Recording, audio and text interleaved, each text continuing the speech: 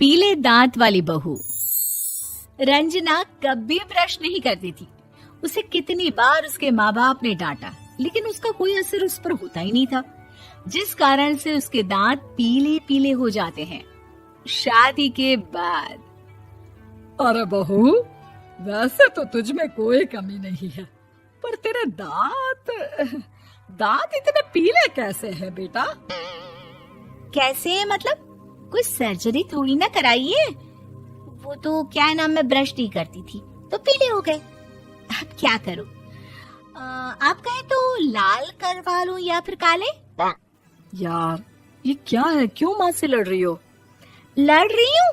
अरे मैं लड़ रही हूँ या ये बोल रही है कि दांत पीले हैं, पीले। अरे तपस्या थोड़ी ना की है इन्हें पीले करने के लिए।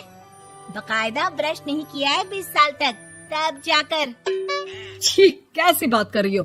ये उस वक्त तो पीले नहीं थे जब हम लोग तुम्हें देखने आए थे। अरे तब साफ करवा लिया होगा डेंटिस्ट के पास जाकर। अब देखो कैसे पीले पीले लग रहे हैं। रंजना सास की तरफ गुस्से से देखती है। फिर शुरू हो गई पीले पीले पीले। अरे पीले तो तब भी थे जब मेरे हाथ का रसगुल्ला उड़ा उड़ा कर खा रही थी और बोल रही थी, लड़की नहीं गुणों का खजाना दे रहे भाई साहब आप। खैर, अब वो लोग करते भी तो क्या करते, पीले दांत वाली बहू पल्ले पड़ी थी तो झेलना तो था ही।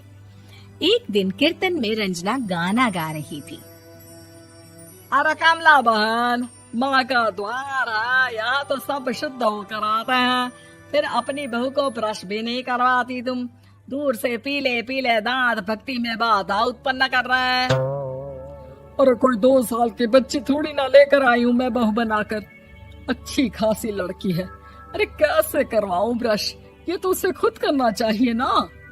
अब माँ बाप तो इसके जैसे तैसे निपटा दिए, ये नहीं सोचा कि सास कैसे संभालेगी। सास बहू को लेकर घर आ जाती है, लेकिन सोच लेती है कि अब इसे लेकर कहीं नहीं जाएगी। अगले रोज बहू कहती है, अरे क्या हो गया, मंदिर नहीं जाना क्या? कीर्तन का वक्त हो रहा है। मेरी मधुर वाणी से कान्हा जी जागते हैं और सोते हैं। आप तो जानती है ना उनकी भक्ति में कितना मन लगता है मेरा। वो क्या है ना, तबीयत ठीक नहीं लग रही है मेरी, आराम करूंगी मैं। तबीयत ठीक नहीं लग रही? अभी तो मिथुन के गाने पर नाच रही थी आप, और अब बोल रही है कि तबीयत ठीक नहीं लग रही। अरे भक्ति में मन लगा लो सासू माँ, ऊपर जाना है, क्या मुंह दिखाओगी आप? हाँ? सास को बहू की बात पर गुस्सा आ जाता है। मैं क्या मुंह दिखाऊंगी, इसकी चिंता तो ना कर, समझी? अपने मुंह की चिंता कर, जो ये पीले पीले दांत लेकर हर जगह पहुंच जाती है। पता है लोग कितना मजाक बनाते हैं। ना जी ना, मैं नहीं जाना कहीं तेरे साथ। तो ये बात है। कोई ना, मत जाओ, मैं अपने कमरे में ही बैठकर भक्ति कर लूंगी।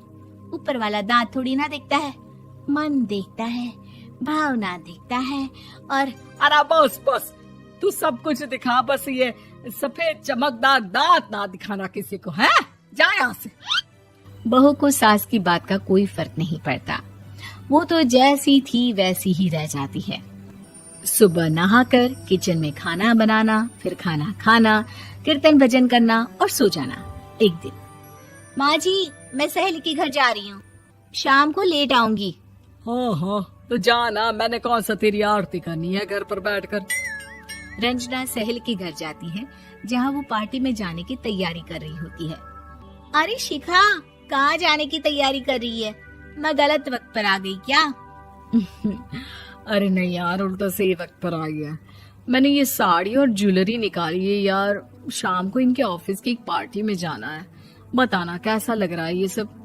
नहीं यार, इस ड्रेस के साथ तो वो वाली ज्वेलरी अच्छी लगेगी। हाँ, सही बोल रही है, मैंने ध्यान ही नहीं दिया। वैसे तो हमेशा से मस्त फैशन सेंस रखती है। तो बड़ा जाती होगी ना पति के साथ पार्टी में। रंजना कुछ नहीं बोलती, बस सोचती है कि यार काश ये बात सही हो जाती, पर मैं क्यों नहीं जाती पार्टी में? क्या इन लोगों की कोई पार्टी होती नहीं होगी? रंजना घर आती है और रात में पति से सवाल करती है, एक बात बताइए, आप मुझे किसी पार्टी में क्यों नहीं ले जाते? क्या आपकी यहाँ ऑफिस में पार्टी नहीं होती? पति बेचारा क्या कहता कि दांत पीले हैं तुम्हारे इसलिए। अरे कोई पार्टी होती नहीं हम लोगों के ऑफिस में, तो कहाँ से लेकर जाऊं? और मार्केट, मॉल, कहीं वीकेंड घूमना, कहीं तो। अरे यार सारे हफ्ते में एक छुट्टी मिलती है, तो सोचता हूँ कि आराम ही कर लूं। क्यों? रंजना मन मार के रह जाती है।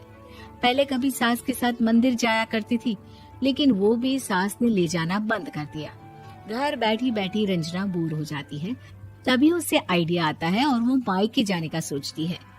सासू माँ, 2 दिनों के लिए मम्मी के घर जा रही हूँ। अच्छा ठीक है, आराम से जा। और हाँ, माँ से कुछ अच्छी आदत सीख कर आना कि कैसे शरीर के हर भाग की तरह दांतों की सफाई भी जरूरी होती है, समझी? शुरू हो गई ना आप। वो लोग आपकी तरह नहीं है कि छोटी छोटी बात का बतंगड़ बना दे। उन लोगों के लिए मैं मायने रखती हूँ, ना कि मेरे पीले पीले दांत। रंजना माँ को बिना बताए उन लोगों को सरप्राइज देती है, लेकिन जैसे ही वो दरवाजे पर पहुंचती है, अंदर देखती है कि घर वाले कहीं जा रहे होते हैं। अब माँ, काश रंजना दीदी के दांतों वाली प्रॉब्लम नहीं होती, तो वो भी हम लोगों के साथ चलती ना बुआ जी की बेटी की शादी में। हाँ बेटा, लेकिन अब उसे कौन समझाए कि उसको उसके पीले दांत नहीं दिखते, लेकिन उसके आसपास के लोगों को कितना एम्बैरेसिंग फील कराते हैं। मुझे तो कितनी बार उसके स्कूल की टीचर ने शिकायत की कि उसके साथ कोई लड़की बैठना भी नहीं चाहती, और ना ही कॉलेज में कोई उससे बात करना चाहता था। लेकिन पता नहीं क्यों उसे ये बात समझ में ही नहीं आती। कोई कमी नहीं है उस लड़की में, बस यही कि दांत पीले हैं। वो तो भला हो जीजाजी और उनकी माँ का, जो दीदी को जैसी है वैसे ही रखा हुआ है। रंजना को अपने घर वालों की बात सुनकर बहुत दुख होता है। वो सोचती है कि वो क्या करे, लेकिन फिर वो सीधा डेंटिस्ट के पास जाती है, अपने दांत चमकाती है और कसम खाती है कि वो रोज ब्रश करेगी। अरे क्या हो गया? तुम तो 2 दिनों के लिए गई थी ना, पर कोई ना, अच्छा है, चलो आ गई तो। रंजना सास के सामने आकर खड़ी हो जाती है और पूरी स्माइल करती है, उसके चमकदार दांतों को दिखाती हुई। है? चले मंदिर।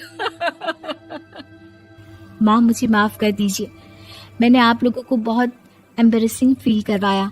मैं आज से रोज ब्रश करूंगी।